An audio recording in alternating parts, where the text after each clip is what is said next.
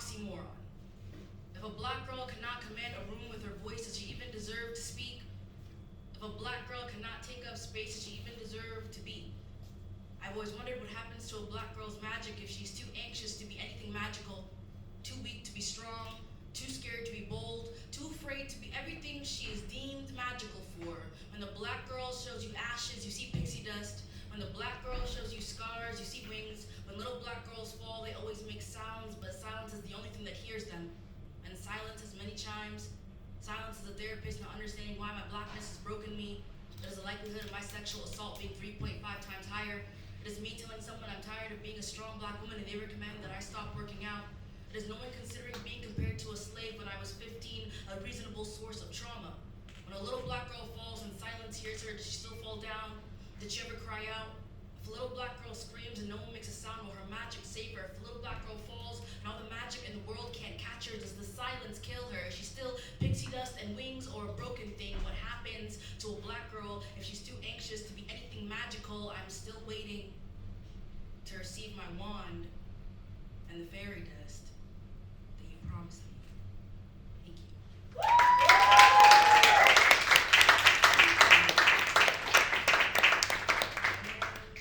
The next poem, it's actually one of my favorites. I keep performing it everywhere, so if you've heard it before, my apologies. It's called C.A.Y.A. When I was just a little girl, I asked my mother, what will I be? Will I be pretty? Will I be pretty? Will I be pretty? Or is that only reserved for the people who are the complexion of my inner palm? I asked, will I be pretty, but what I really meant is, will I be worthy? Is my blackness a cloak shielding me from a divine type of blessing, pretty? I mean, that's what I'm supposed to be. But these nappy curls tangle around themselves in ways white society doesn't approve of. Pretty, but my melanin skin doesn't pass the paper bag test. So pretty sounds an awful lot like Jezebel, like slave, like jungle fever, like fetish. Am I pretty enough to be the ebony porn tab you clear from your history, or the chattel and the slavery fantasy you hide from your friends? Am I pretty enough for a black girl? Pretty enough for consumption? Pretty enough to scrape inside out, to ruin, to degrade, to be the taxidermy meat sack puppet who dances on stage for your amusement, to be the menu order you wanted to try before going back to your usual? Pretty enough to breed? Don't mind the dominance of my phenotype. I know 400 years ago they used to be more submissive. Pretty enough until the mixed children you wanted accents that comes out as black as me. I heard pretty hurts, but I didn't know it would leave me black and blue and bruised. Sticks and stones may break my bones, but pretty will always haunt me. Fillet me until I'm all guts and no glory. Pretty spills my smoldered spine on the lips I starve to slide into a size 0.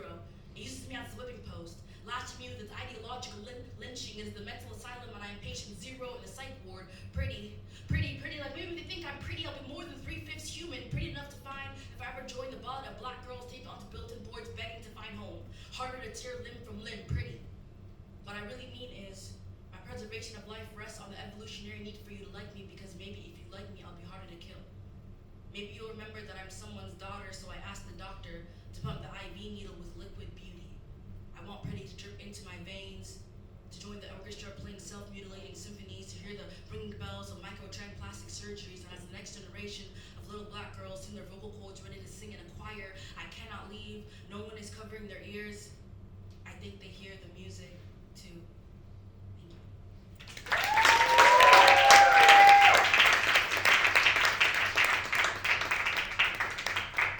The next poem I have is actually one of my favorites of all time.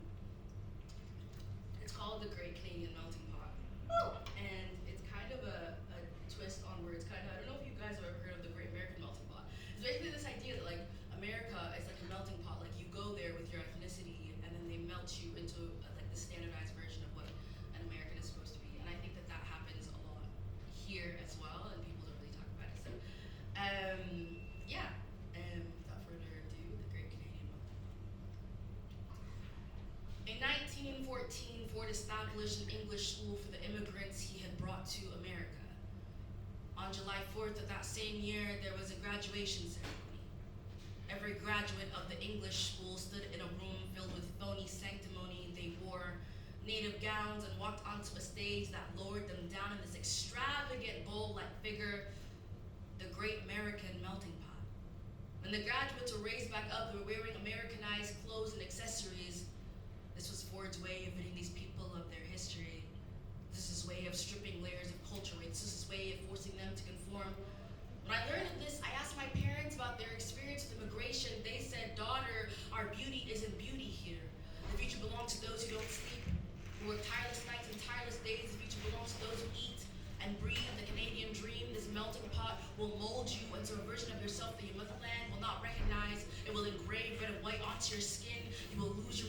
we don't begin to fraternize with it. I know you say you want to be like me when you grow up, but you won't be. The Canadian dream was never meant for me. No, you are the first generation for a reason. You will not have to take the bleeding, the beating, the dreaming of a better life. You will ease into freedom, easier than I did. Assimilation will not be eradication for you. Adaption will not be extermination for you. You carry my native tongue in your mouth, but this melting pot is trying to give you third-degree burns. They're trying to carve your homeland out of your chest. They're trying to rip my tongue out of you, forcing you to memorize a language that does not know how to express you, how to pronounce you, forcing you to warp your body until you can't even recognize you. When you were a child, I cried many nights knowing you'd eventually face people who knew what different looked like, who knew what different smelled like. My child, there are some borders you can't walk through, some barriers you can't break down with your bare hands. There are fences you can't climb. There are battles you will win only to reach the horizon and see a barren land that does not want you, when it does not accept you, when I will ask you to go back home to ruins, my daughter.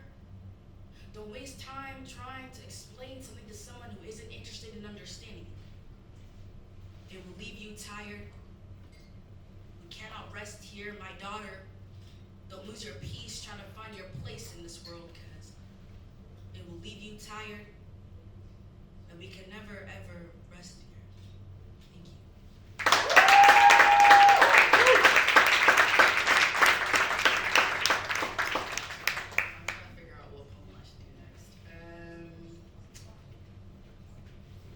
Okay, period.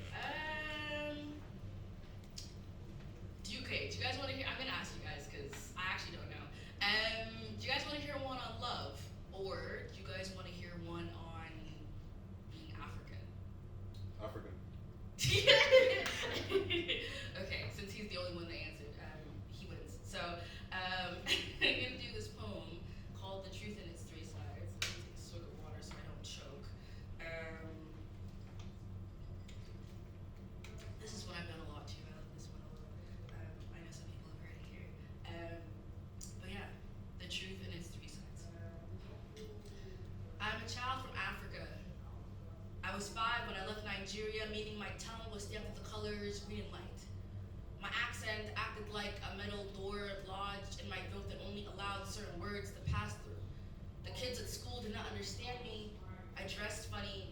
My clothes smelled like food that the kids at school didn't even know how to pronounce, let alone eat. I used to be really close to my Africa. Some of you now know just enough about me to assume this country is the axis that the sun revolves around. You will know just enough about Africa to assume I should be grateful to be here. I was a child from Africa, meaning I have seen savannah. I've seen all the beauty of a rainforest under the balls of my feet. I was 5 when I left Nigeria, meaning I grew up in the only place my melanin ripens all year round. I was 5 when I left Nigeria, meaning I was never a child from your Africa. I mean my Africa. I mean the Africa. The truth is, when I look at your Africa, I see bones protruding out of skin, flesh barely hanging on, teeth chattering, dirt-stained cheeks. Your photos reek of blame and sickness, and the scent of a third world country can be smelt from half a world away. I am a child from Africa, meaning I am a survivor of hunger, right? I must have blistered feet, sand-cracked knuckles, knees scraped, dirt stains running through my veins. Yes, I am dirty. How could I not be? Coming from a land where the sky is painted yellow instead of blue, where dirt and soot and this shit with concrete is my only mode of transportation, where $1 can feed a room of people who look like me for a whole week. Truth is, your Africa has taken my Africa away from me. Sometimes I can't tell the difference between a picture of Nigeria and a herd of cattle. Sometimes I see a photo of Nigeria and I am rattled at how my parents could have lived in a country so far behind in development it had to settle for third place. But then I realize we are seen as uneducated by people who still think Africa is a country, still think I must have crawled on all fours out of its jungle, still think I went to school on a camel. My parents were dared to be called poor by a country sunken in credit, by a country that uses colored bodies as mortar for the building blocks to society, by a country that dismembered African identities at its dinner tables and then asked us when we didn't want to partake in the feast, by a country that stole the land beneath their feet, grabbed it with both hands, wrapped it with barbed wire and trademarked it with a red, blue, and white flag. This country likes to uproot the land we walk on, use the old bodies to fertilize its soil, and then remind us of all the development it's made. The truth often has 3 sides, often wraps its arms around our necks, keeps us in its chokehold long enough for us to feel the ground sink beneath our feet. The truth is the whiplash upon impact. It is the blunt force trauma. The truth is your Africa stole my Africa's identity. The truth is I was 5 when I left Nigeria, so your Africa is all I know about my homeland. It is monsters, it is dirt, it is hunger from the sharp edge of the world. I am a child from Africa, I think. Thank you.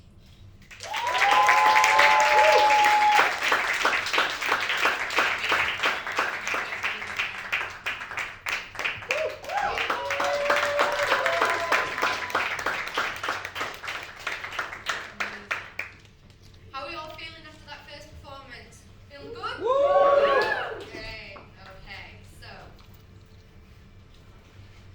by the way, I picked these at random, so if people look a bit shocked when they come on stage, it's because I don't give any notice prior. And the only reason I do that is because when I've gone to poetry events before that I'm performing at, and I know where I'm at, I will sit there so anxious and not able to really soak in what's happening around me because I'm just like, oh my god, I'm gonna perform in a minute, So hopefully this takes a little bit of the anxiety away. Or it might make it worse, but here we are. Right, bear with me 1 second.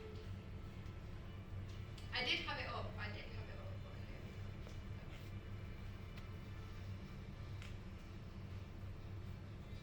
Okay. Next up, our performer writes about love, pain, and learning to heal. Their poems are honest and gentle, often touching on family, faith, and the hope of becoming someone better. Through simple words and deep feelings, they try to make sense of growing, hurting, and finding a bit of peace along the way. This artist is also 17 years old, and it's the first time she's performed in a curated lineup. So if we could show some extra love, that would be great. For Holly May.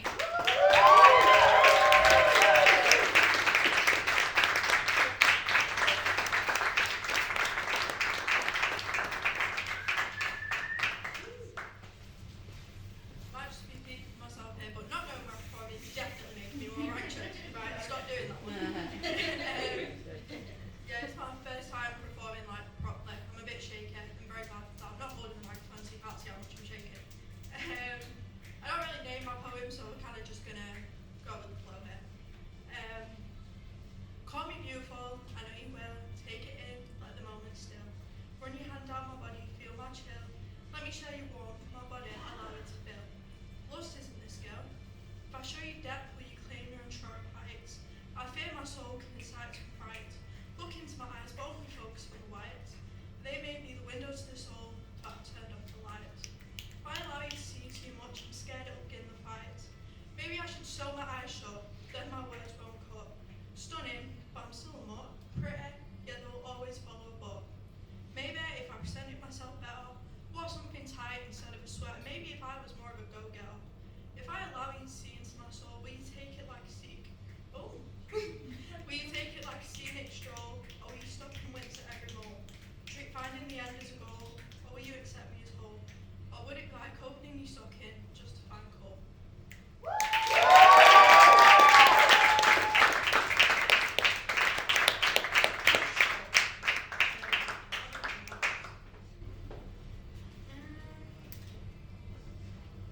This is a bit of a deep one. I feel about this one.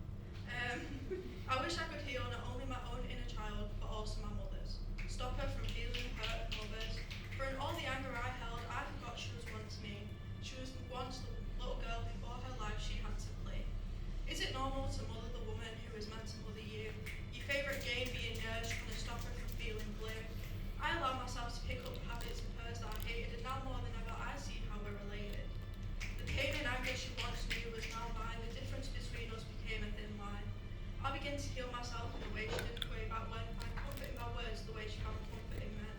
But one day, when I have a daughter of my own, when she points out our similarities, she'll only relate to the parts of me that have grown. She shall never know the pain that me, my sisters, and my mother knew, and I promise now that this will be true. But whilst I can't fix the past, I can ensure that this pain won't last.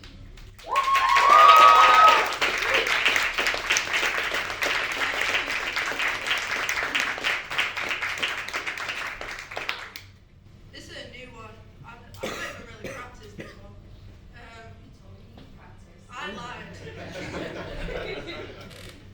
I was real smart as a kid, you know, loved to put on a show, had a million aspirations. For myself, I had high aspirations. so I went home and a dog in a purse. I wanted to be on stage and write about my work on the front page. Wanted to be an actor, raise every station, see my work in every nation. Then I realised the NHS is underfunded, and if you paid to hear my singing, you'd probably be refunded. I still think my acting skills are pretty great, however, and at least I'm pretty clever. I was always mature as a kid, at school among the teachers I hid, begging for validation. I'm smart, I promise, I know about inflation. To be honest, I was smart for my age. That gave me the most gratification. Got told I was 10, going on 25, I was bound to thrive. Didn't hate being alive, not whilst I was at school anyways.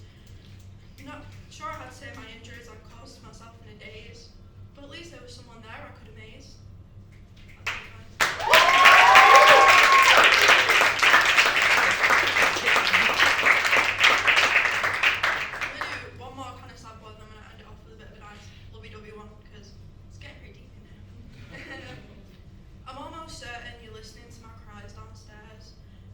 Finding comfort in your arms, so I'm clinging on to teddy bears. And you just sat chatting.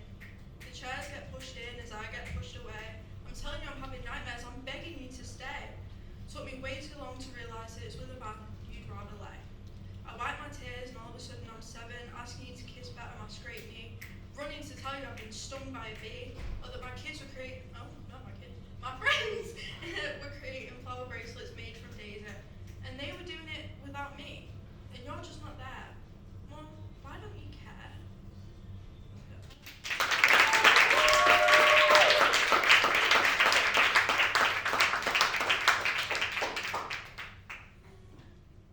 Okay, we're gonna end it with a bit of a nice one. I already said that, but I'm clarifying. Never had this feeling, never got too close, it was easier to think of leaving. But to know it and to allow it to consume my being, with you it's easier, like it's all I've been needing. With you, I'm at peace, I can just be myself. Your presence to me is worth more than any wealth.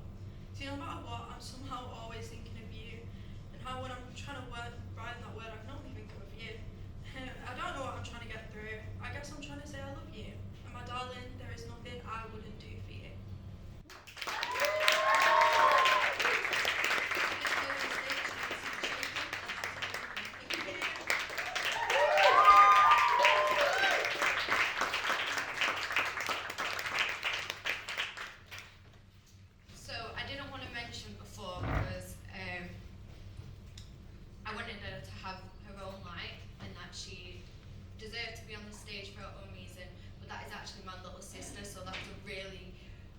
Big sister moment seeing her on stage. Which is why I also said, you told me you practiced. So, let's get on to the next act. So, some of the acts that we've got tonight have come from our last open mic, or the last open mic before. This is our 4th event now.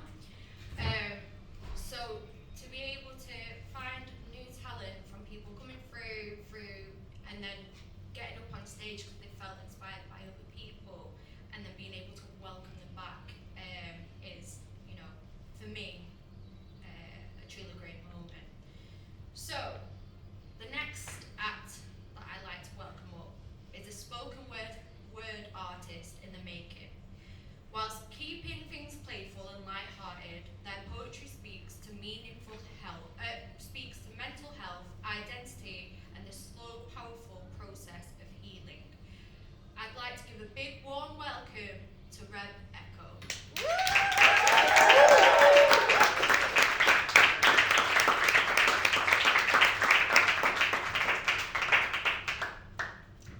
Hey guys. So I've actually never done this before. I mean, I did the open mic last time. That was my first time doing it, so we'll see how it goes. Yeah, it's fine. Actually shaking now. Okay, we'll start with one I wrote for my nephew. He's 3. I called it Brave Little Heart. Little Reggie, he's only 3, yet stronger than most grown-ups could be. He's faced more storms than we can know, but still he shines and helps us grow. Superman, he's second best. Reggie puts that cake to the test. Our tiny hero, brave and true, saving hearts is what he'll do.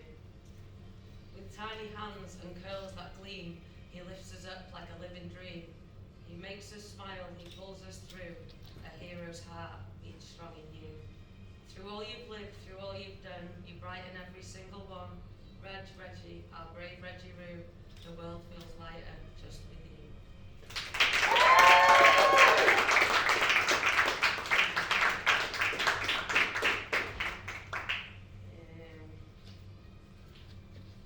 This next one, I'm from Anglesey, and I currently live in St Helens, so this was called From Anglesey to St Helens.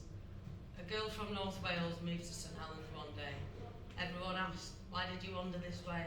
I smiled and I said, long story, a bit deep, a bit chaotic. I'm hunting for happiness, it's playing hide and seek. I've worked all my life, never one to slack, until my mind said stop, like taking a snack. The life of a chef seems glamorous, it's true, if burnt toast and steam are the best parts for you. Celebrity cookbooks promise sparkle and flair, while I'm stirring onions thinking, where's my millionaire? From Anglesey to St Helens and a fair few stops along the way, I've lived in many houses just trying to find where I should stay. A quest for inner joy, not a witness relocation, just me, my frying pan and occasional frustration. I've danced with the toaster, wrestled with the pie, almost set the oven ablaze, yet I still try. Life is chaotic, sometimes a little insane, but laughter keeps me moving through joy and through pain. So here's to the journey, the kitchens and the streets, from North Wales to St Helens, chasing small feats. Happiness hides, but I'm nimble and quick. I'll find it one day, though perhaps with a trick.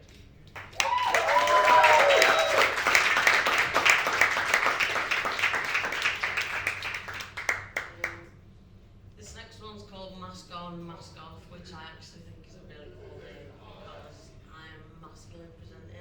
I'm also, I've got ADHD, so I mask a lot, so that's kind of what I go with it.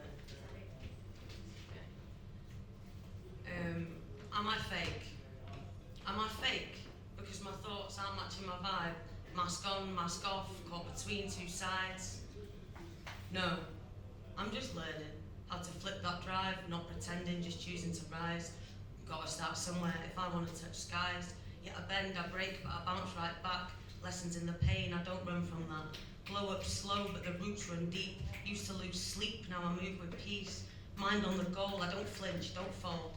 Heart stay hot, even when night's cold. Scars don't scare me, fuel that flame. Built for the storm, I don't play no game. My brain's like a browser, with way too many tabs.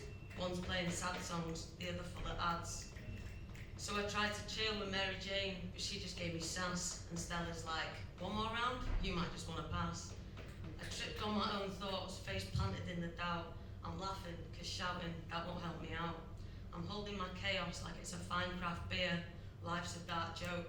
Am I the punchline here? 2025, yeah, I'm wide awake. Had to bleed for the peace I now tried to make. Wales born, girl from the mist, where we sip young, fight pain with a twist. 14 with a bottle, felt big, felt bold, but nobody warned me that shit gets old. We aren't taught to heal, just hush and cope. So I laughed through trauma and drank false hope. So to the young ones, don't rush the high. Being grown up isn't sipping, it's learning to cry. To feel, to sit, to face the ache, not drown it in shots until your hands shake. But no, I'm not fake, I'm just building new. Piece by piece with a clear review. Not chasing perfect, just learning to grow.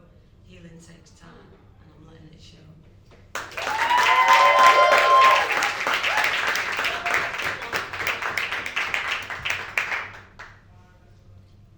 Shall I do the EastEnders one again? Yeah.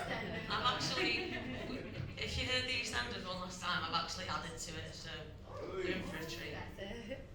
Some people find peace in yoga or Zen. Me, I'm rewatching Phil Mitchell lose it again. 29 years I've watched, can you believe that? Through breakups, jobs and dodgy flats, my one true constant through all the benders has always been, yep, EastEnders. I love the Slaters, loud and proud. Cat's coat deserves its own crowd. I'll save up episodes for a cheeky binge, then gasp at the drama, so cringe. That duff hits, boom, I'm gone. You'd think it was the news Becca, it's just a show. Now, mate, it's family. You just don't know. And now there's Ravi, swagger on 10. Eve plotting calmly with that sly grin. Nish causing chaos with every sly move.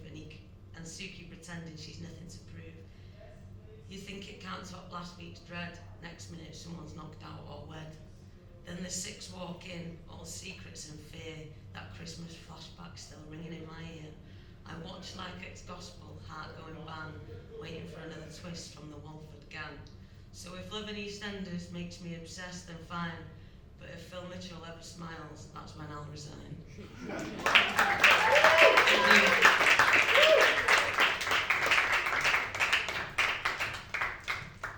So we're going to take a quick 5-minute break, and then we'll reconvene from there. Is that okay, guys? We all good?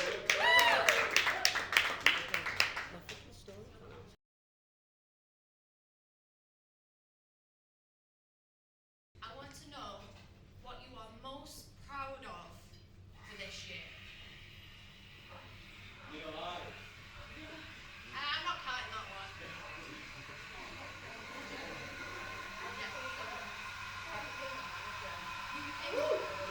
Oh, became manager of a shop.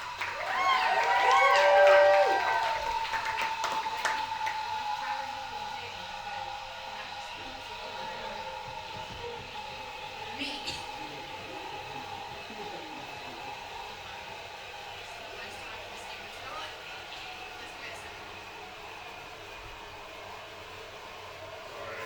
It's okay. It's fine. It's fine. I feel like we're almost there. There we go. Someone else. Fauzi. I got a job after graduating from a master's.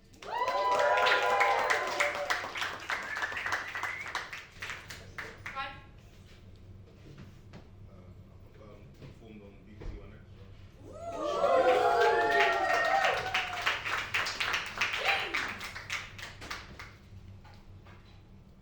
I overcame suicidal ideology. Big up yourself.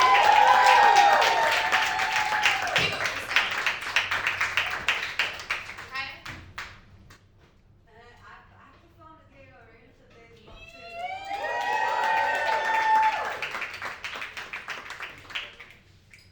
Holly. I got food in my mouth, man.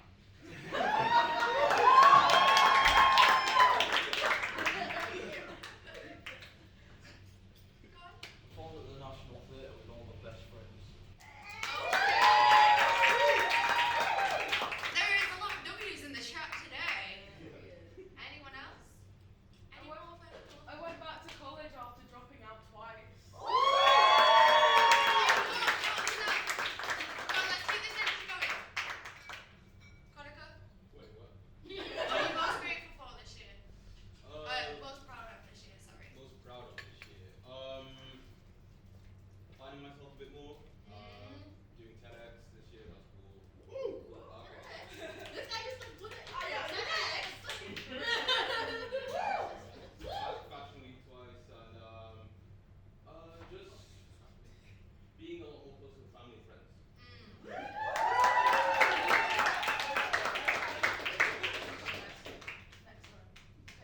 I'm trying to, I've put it on everyone and I'm trying to think one, so. David.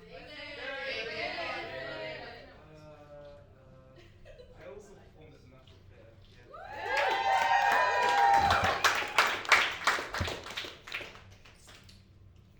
I would say I'm most proud of still being here and kept going when I really thought I couldn't. So Yes.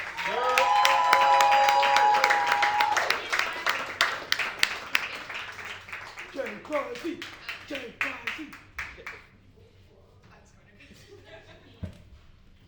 So before we get into the next two acts, I thought I'll hop the mic a little bit. Is it gonna stay? And perform a poem for you guys. So it's called I Would Dance in the Rain with You. I've never been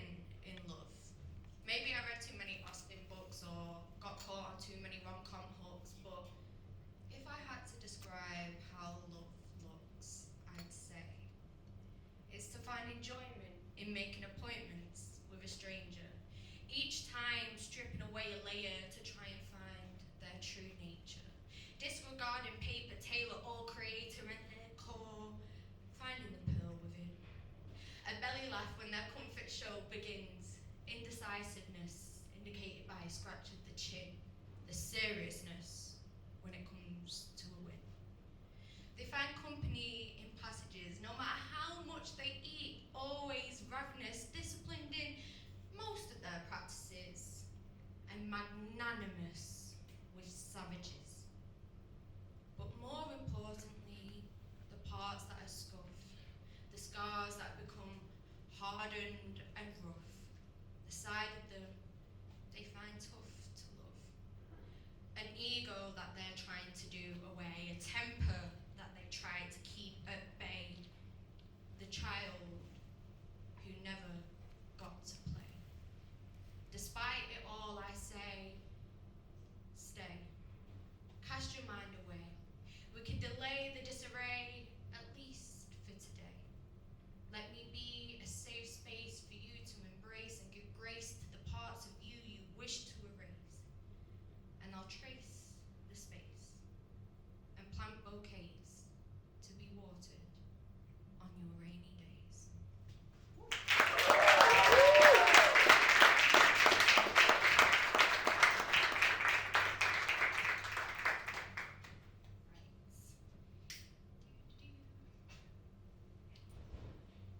So, next up is an international slam-winning spoken word poet from Salford.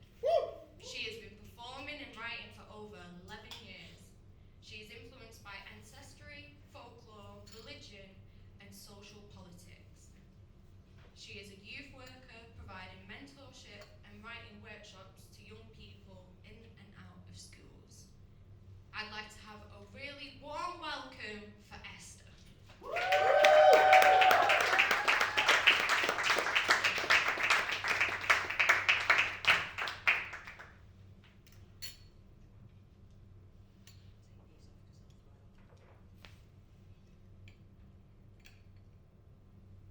She was not yet evil.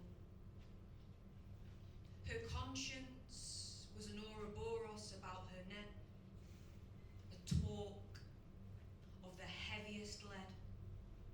Each morning she asphyxiates on life like an errant lozenge, will not relent, she will swallow no longer. Rabid-mouthed, with trickle-down saliva, she spits her remedy at the nearest doctor, but she was not yet a scumbag. Hurt is viral. She dances to a dark synth circadian rhythm. No 3 a.m. reprieve. Tachycardiac tinnitus and pruritus of the mind eased only by class B inoculation or forced overwhelm. Like she's rhubarb, she burgeons in total darkness, so very loud and yet somehow clinically silent. The violence of the GP clinic is unpreferable to the medicine hatch in the secure unit, where she christens the pain they refuse to believe with arcane wordsmithery and makes of her suffering an exhibit. The unsound of her mind would be freeing, but she was in fact not yet a mad woman, waxing in a halcyon dimension in which women have illumination to convalesce, a physician more sincere than a mirror, where histrionic seeing our desperation known with no embargo on her desire is a reverie, her comfort a oddity. Her body a portent for moral panic, and so she transforms into something with less sentience. Becomes bivalve, yawns, bearing all her meat, but her dignity is a pearl she rolls beneath her tongue. Becomes a tinderbox, keeps that male flint for mimesis, eats their incendiaries, tokes on their phosphorus, adopts the patter of statecraft, brokers her peace, takes her respite in drams like moonshine, smuggles her release, legislates a ceasefire between her hips, negotiates a submarine to her pelvic floor. She knows that on war, men spare no expense, and there's a foreign aggressor in her womb, a cuckoo entrenched in her future. But not yet. A woman is not a nest. Thank you.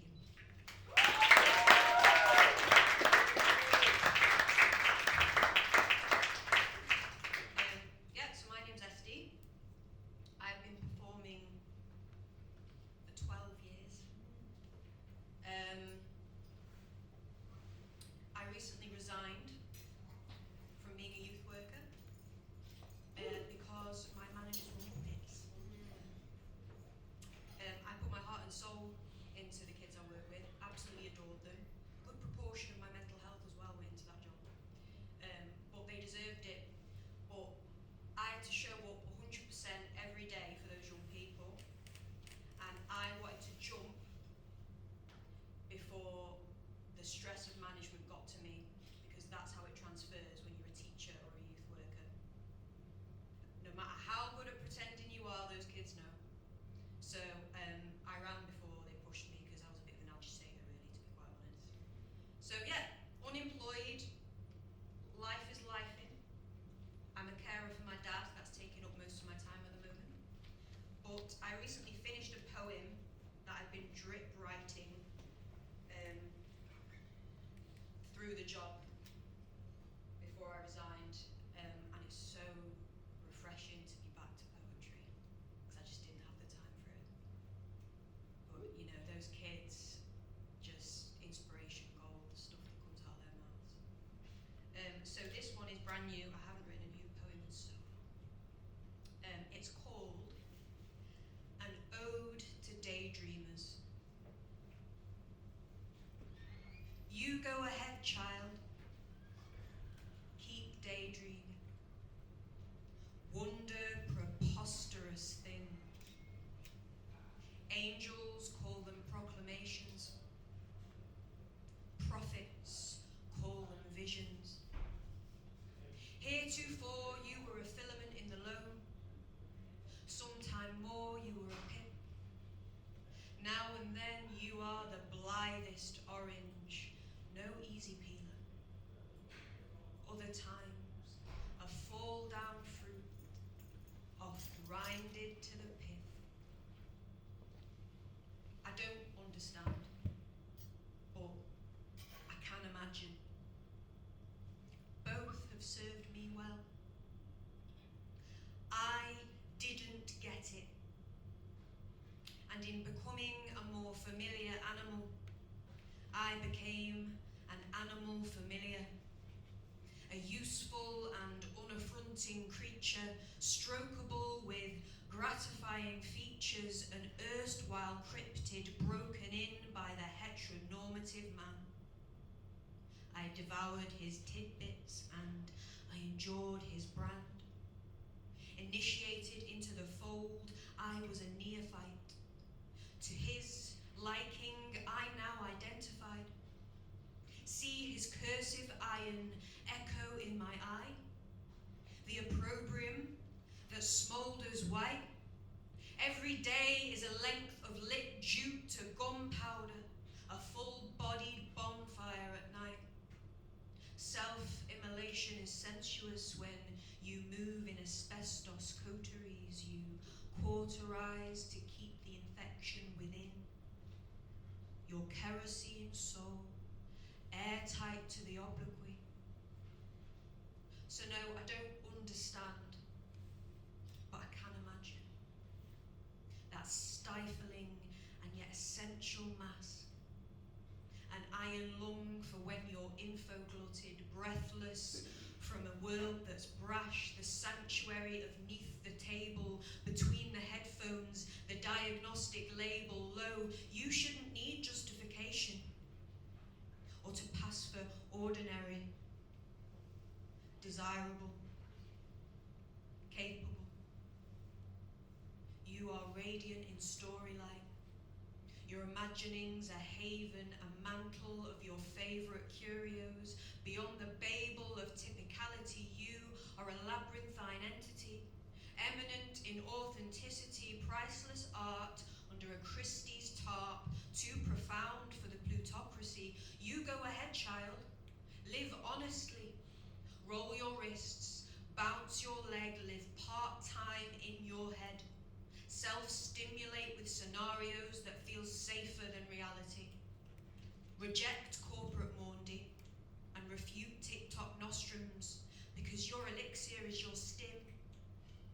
Collect epithets like a goddess and a precious stone for every whim. Wear your heart like a novelty pin.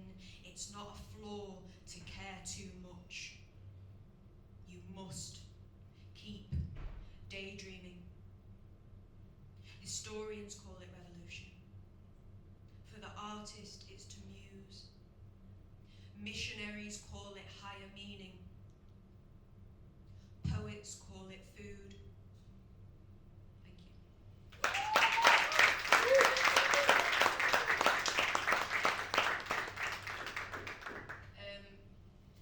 So in general, it was in my brief at the beginning, I write about mental health. That's been a big part of my life. I went through a mental health journey. Don't think you ever really end going through a mental health journey. It's, you know, an implicit part of human life. I've written a lot about aging, because that's the process I'm kind of going through with my dad at the moment.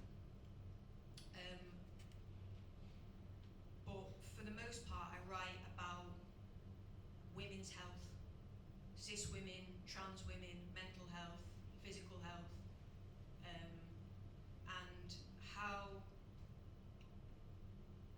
our health is treated so much more different.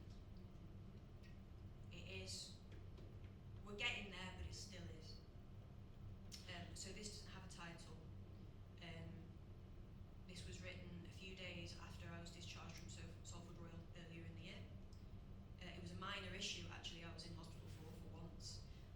But the women I met around me and the experiences they had, yeah, I was angry. On Bial Tenor Eve, we all went out for a fag. We, the ward witches. We, the gynae coven. Fuck the balefire frolic in the slow of night. We are women talking to women at a reasonable hour, warbling around the little orange pentacle of a Benson, flouting post-nominal advice to partake in diaphanous fey medicines, pockets of conjury in the Maytide ether, eyes lunated with oromorph and fever. Through sheer force of femininity, we heal each other. Sotted on reciprocation, each symposiarch proffers a numinous potation until the paroxysms of the night nurse shutter on sail Ella. The by and by runs dry. LED white admits real life. We are discharged to the loneliness of skin and bone, and the common pavement of the ailing is recolonized in the gloam. Don't they know that our body clock defies horology because the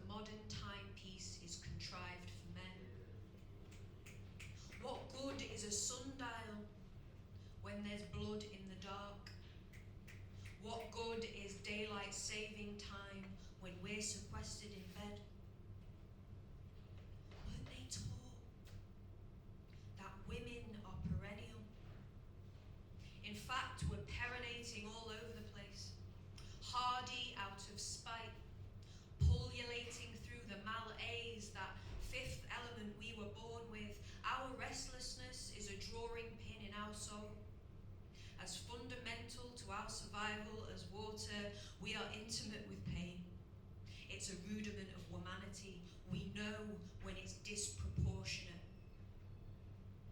So, with a scotopic eye and a heart rewilded in tribulation, I waddle through the blue partition to squeeze Trinity's hand.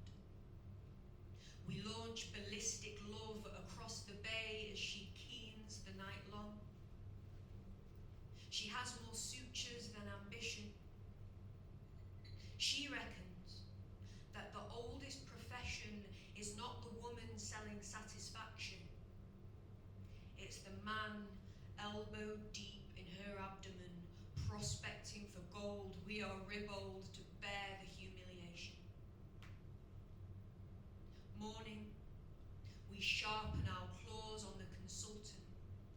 You might call it disrespect, we call it reclamation. A woman's ego is always on notice. There's a corkboard of our idiosyncrasies beside the nurse's station, so what's another hissy fit?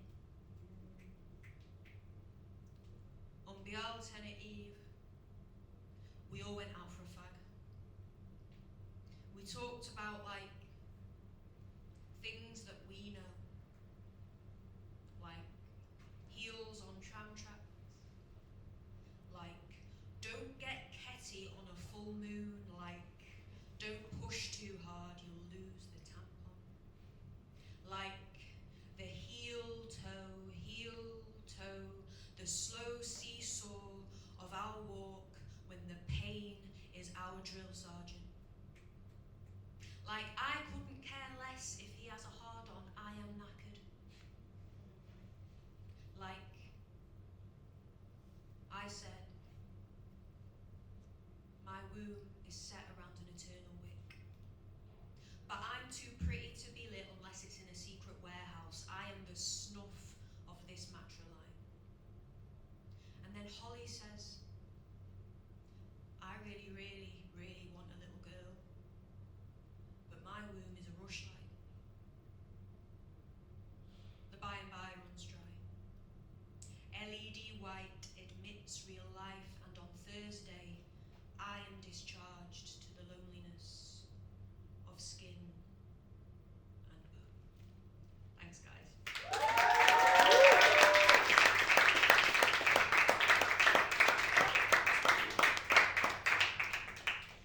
How are we all feeling? Okay, this is our last act before our headliner. So, he is many things: an artist, DJ, musician, and mainly songwriter. But before all of these things, he is a poet. The poetry in which he holds the closest to him barely gets shared in public, because that's where he really lays himself bare. The one thing he holds himself to is authenticity above all. Please, can we give a warm welcome to Eze?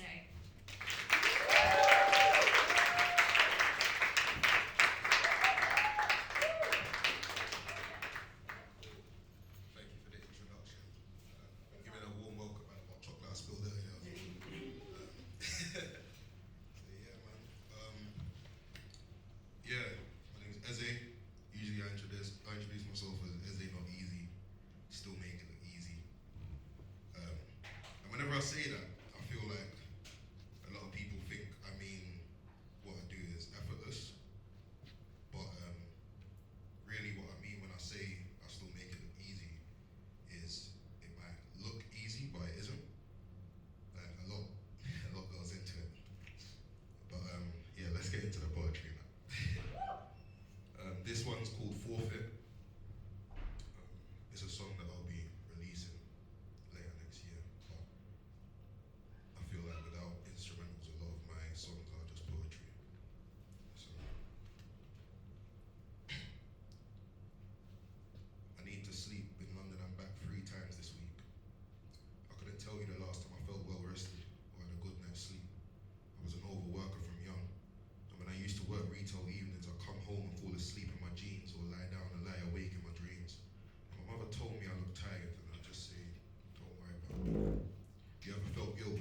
first night, it's like, what would your life be like without me?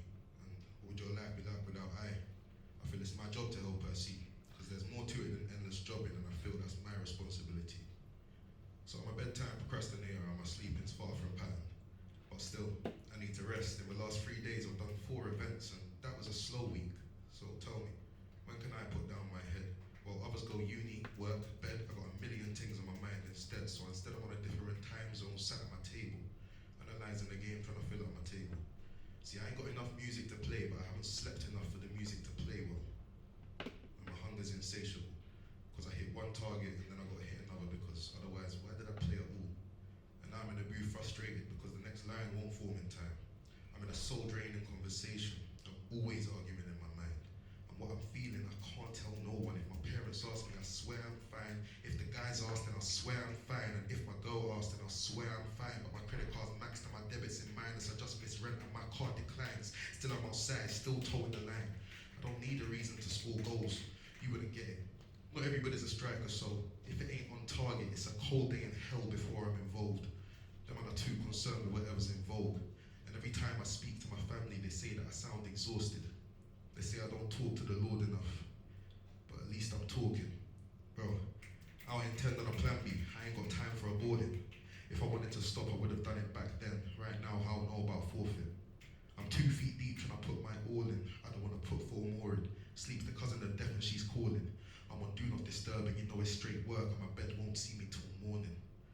I ain't akin with snoring, because I don't want to let time slip by me, and I don't want to live my life mourning, but every day for me feels painful. I remember days when I couldn't pay in full, and I regret the days where I was wasteful. They say you've got to trust the process, and all you got to do is be grateful. They say when you get a mustard seed, all you got to do is be faithful. But it's hard when your base got cracks like junkies, dark when your family and friends don't rate you. I just come off the phone with my pops telling me to pack it all in, because apparently with all my time I'm wasteful. And I'll remember that, because them kind of conversations might not kill your spark, but they definitely change you. And my price is high like Grey Goose, it's less contact for a lot of them. They're trying to get a seat at my table, but they didn't want to help prepare the meal or bill up the table.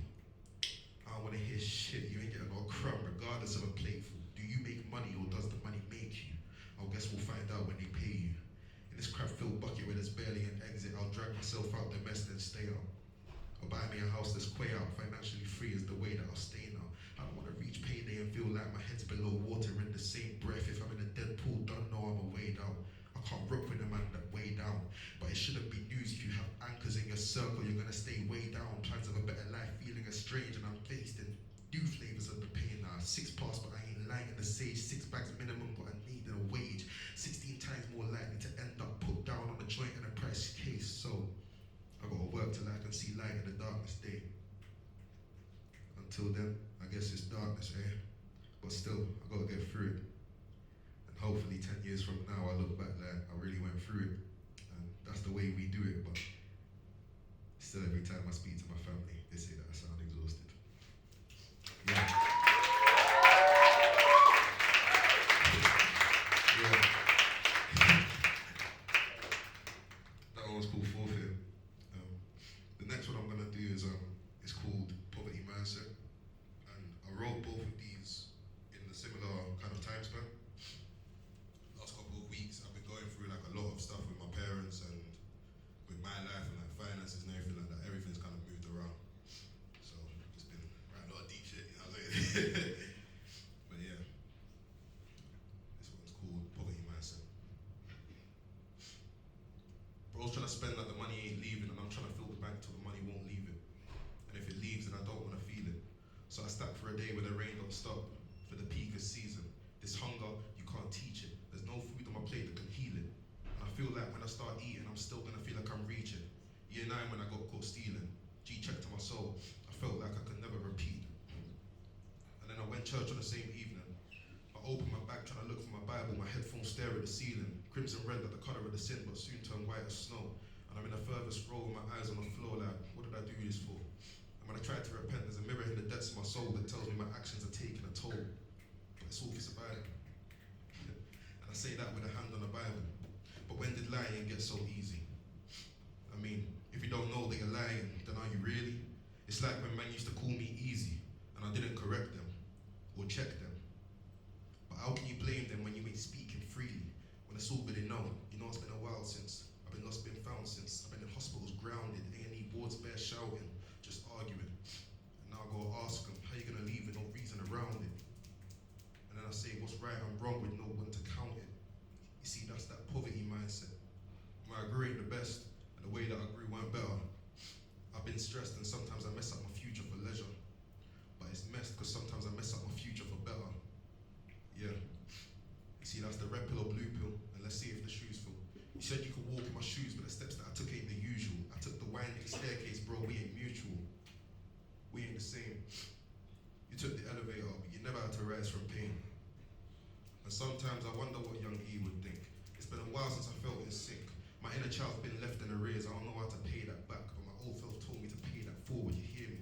Yeah, that was the uplifting I needed. But now I feel like my future's leaning on expectations that are in the ceiling, and my mind tells me I can't reach them. Paul told me he dies daily, and I think about that every evening. The life that I live ain't the worst, but try no, it ain't appealing. Ask me how I live my life, and I'll tell you I live it in freedom. But when the lying gets so easy? If you don't know that you're lying, then are you really? It's like when man used to call me easy, and I didn't correct them, or check them. But how can you blame them if you ain't speaking freely? When it's all been known. You know it's been a while since I've been lost, been found since. I've been in hospitals grounded, A&E wards bare shouting, just arguing.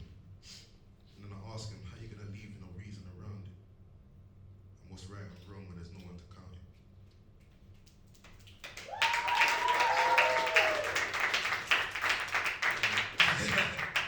That's all shaking, tears in the eyes. Yeah, man. I got one more for you guys. Well, how long have I got left? Got one more? Yeah, cool. Alright, this one's called Spiraling. I actually wrote this 2 years ago. It is basically me analysing why I keep messing up, to the point of like, why is my thought process the way it is? So I just go through a lot of things. I'm gonna let the poem speak for itself. I'm scrolling through trying to give you an analogy, but cool. Call it ego what you're working with. Slivers what the serpent did. Whispering in the ear of the innocent perpetrating sin. Puffed out chest with a mindset on I won't forgive, but when it's me alone, I'm praying, hoping it's well I wish. And when you wish, did you consider the cost of maintenance? Or did your circumstances tailor fit? What did you say? What are the stakes? I'm known to take a risk. Then I don't want to hear you complain, because you pray for this. And soon enough you'll pay for it. That's the cost of survival. The devil's playground's located inside the mind that's idle or preoccupied in idle things. Watches and diamond rings. You bought a rolling and forgot that truly time still ticks. Growing up they said the sky was the limit. No wonder we're elephants stuck underneath glass ceilings. Curse of the early blessed, socially gifted. Getting in touch with my untapped potential. That's a desired privilege. That's an admired mission. When did the focus switch to riches, relaxing and women? When did my ownness become worldly and full of suspicion? My actions counter my words, I'm falling out of religion. I'm running back to the church, trying to forget and forgive him, I can't forget. I'm so addicted to winning, my life's a bet.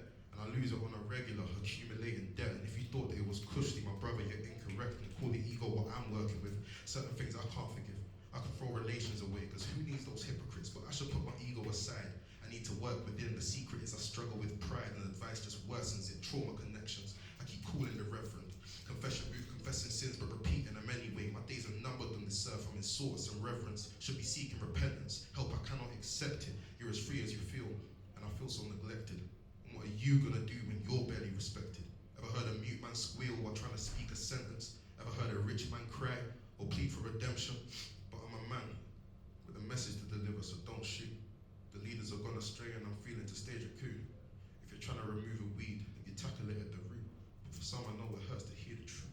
See, I've seen things that made me close my eyes. Wolves hidden in sheep's disguise. And I keep on trying to ease my mind, but see, that's how you get lost in time. Living a lie and tied to a vice. Spiraling. Yeah.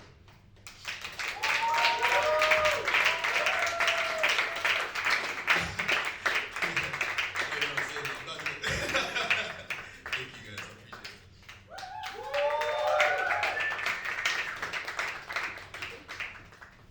How amazing was that?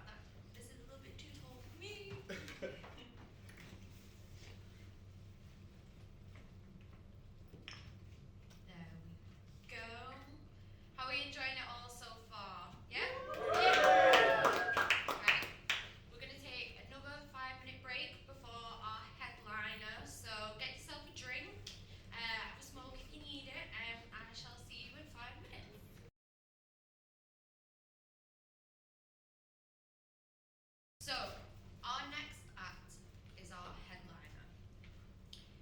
He is a 17-year-old poet, actor and writer from Greater Manchester. He has won 2 poetry slams at 16 and 17 respectively, and is part of the poetry group Young Identity. Having performed at both the National Theatre and West End, he is recently featured in the Imperial War Museum's North's Big Picture Show. Can we get a warm welcome for David?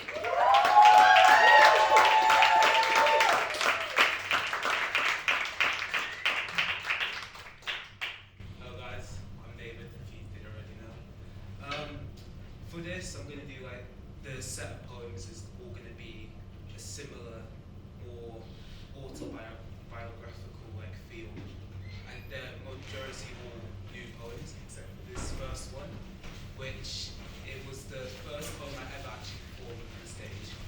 The first poem that I won the poetry slam with, and I was like performing it on stage. So I thought it may as well be best to start with this. So this is autobiography. Here's a few facts about me. I'm black, evidently. Nigerian, specifically. 5 feet 9 inches, that's taller than average height, so I'm happy about it. My pastimes include boxing.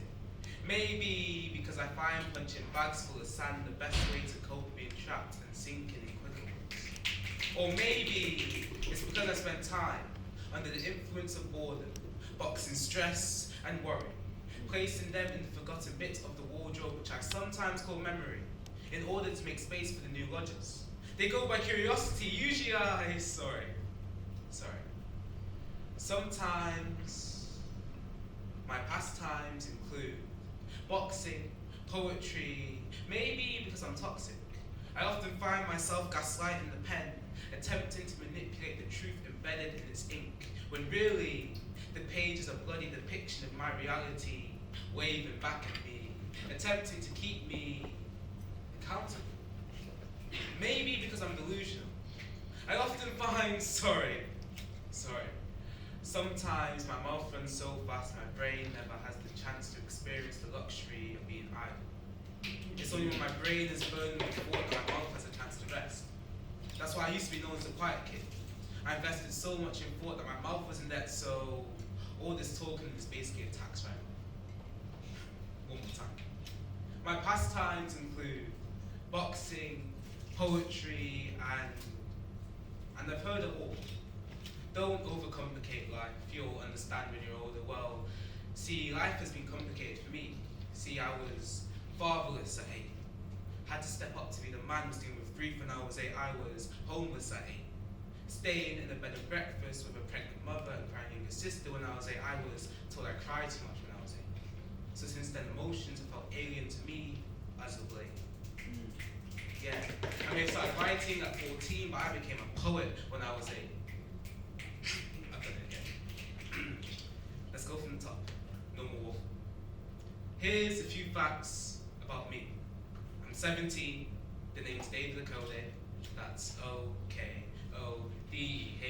You know how to spell. David! Thank you guys. And one day, you're going to see me on your TV screen. One day, you're going to read a book by me. And one day, trust me, you're going to remember this set by me. Thank you.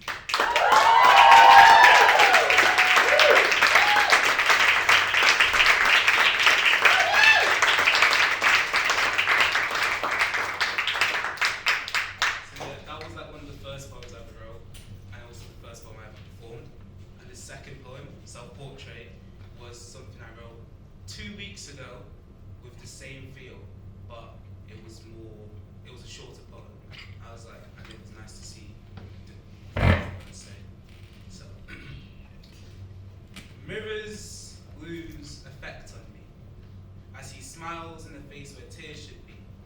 The earth may never be nourished with my tears, but my soul has forever been drenched. Waterlogged hearts make pens heavy, so phone taps and screens allow pressurized truths to spill. I have no claims that my screen time is too high. I only know what it is to be attached to another. Addicted souls never bleed. They only swipe away the evidence from under their noses, being wrapped up in the truth hidden behind rap drills through the grime of insecurity. My windows have never known what it is to be closed, and my music has never known what it is to be filtered into only my ears.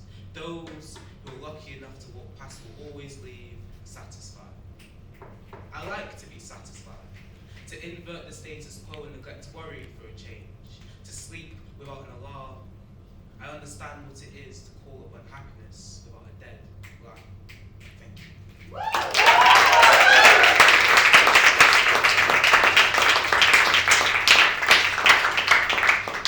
Yeah, so if you can't already tell, it's going to be a heavy set. But for this next one, I'd like some audience participation. So some catharsis in there. So when I go like this, can we all take a big inhale? When I go like this, and exhale. Let's just do it a couple of times. There we are. Alright, so this poem is called Brother. Brother, how are you? Hold the air between silence and amidst the scaffolding, holding up your fragile masculinity is weak. Let fear dissipate like tear-shaped clouds, and allow a puddle to form around your feet, confident that your brothers know how to swim. Brother, how are you? Not the you who thrusts your mouth open to smile until your cheeks hurt, because at least that's one way to deal with the pain. Not the you who role plays as independent whilst waiting for a phone call from humanity. Not the you who is booked and busy to avoid booking a first class seat to insanity because there are so many other forms of occupations in the world to be worried about. Not the you who always feels watched because you've never really known what it is to have a big brother, to be cared for rather than monitored. Brother, how are you? Life is to be lived, not planned. Don't lose yourself for the sake of feeling what it is to be found. Who am I? Who am I if I fail to protect my sisters? Who am I if I let my ignorance call somebody else's wife to fear love because I wanted a few stories to tell? Who am I if I am unwilling to fight on the front lines and die for a nation that only sees me as British when I win? Who am I if I feel alien on the border of the word man, forced to watch society define for me? Only God can judge, but brother, what? Who am I if I can't help but criticize myself? Brother, how are you? Breathe. Inhale, exhale. I know this is hard. Yes, your heart may be heavy and your foundations may be weak, but brother, know that you have a brotherhood of atlases ready to hold the fragments of your world together when you need. So I'm gonna ask you again, brother, how are you? Thank you.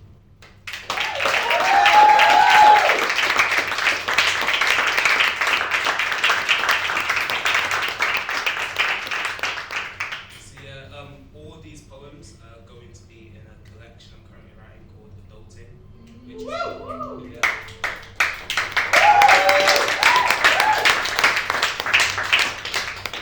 which is pretty much just like a deep, introspective version of me, because some would say I'm funny, but yeah. So the next two poems are very much just they explain themselves. So I'm not going to do a transition because if any of you've seen my TikTok or Instagram, you know I can't do transitions. So yeah, so this one's called Blank Pages. Sacrifice for someone who lacks love is suicide. Exchanging handshakes with fortune tellers lets me know my sins have been forgiven, because surely they know where my hands have been, though tarot cards shrivel under the impact of water. It makes me laugh how something so important can always be so fragile. Comfort is the baseball lost to the proud during the home run. place curtains over mirrors the same way God drops rain on marathon runners. I endure monsoons the same way a mother endures the tears of a child. I am lucky to only have ever been given a metaphorical love, because I am too clumsy to have ever been in possession of a physical one.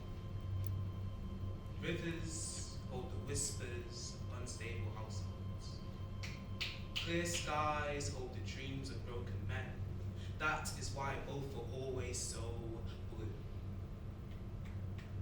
The first thing a tyrant does is burn books. No matter how much you unfold a piece of paper, the creases will always show. I am the type to blame the paper and get a new sheet. I am the type of person to write messages in invisible ink to gaslight myself into oversharing. Blank pages always are the most dangerous. Thank you.